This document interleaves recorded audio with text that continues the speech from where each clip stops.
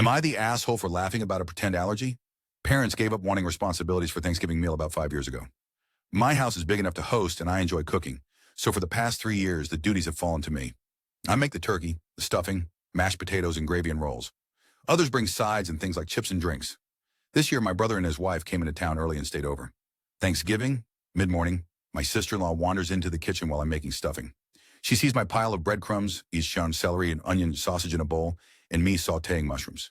She says, "What are those for?" I told her they were for the stuffing. She put her hands on her hips and said, freaking out, "You can't put mushrooms in the stuffing. I'm allergic."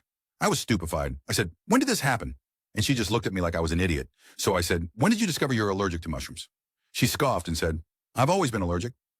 Now the thing is, when I make my stuffing, I like things to be well incorporated. And I always chop the mushrooms small after I saute them, so they're not actually apparent in the mix as mushrooms among the other ingredients. I burst out in a laugh and said, "Well, that's interesting, because you weren't allergic last year, and you weren't allergic the year before." She asked me what I meant, and I told her I'd been making stuffing like this every year she's eaten it. And furthermore, she's raved over it and had zero allergic reaction. So maybe she's not allergic. Maybe she just thinks she doesn't like mushrooms. She got pissed and went to my brother to tell him, and she told him she wanted to leave, but he wanted to stay. So she spent the entire rest of the day shooting daggers at me with her eyes.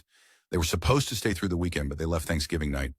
I confided in my mom and my sister yesterday, and they kind of chuckled and said, "It's not my fault, but my brother texted me this morning that I could have just not used the mushrooms, and that I made his wife feel stupid for no reason." I maintain I didn't make her feel anything. Am I the asshole?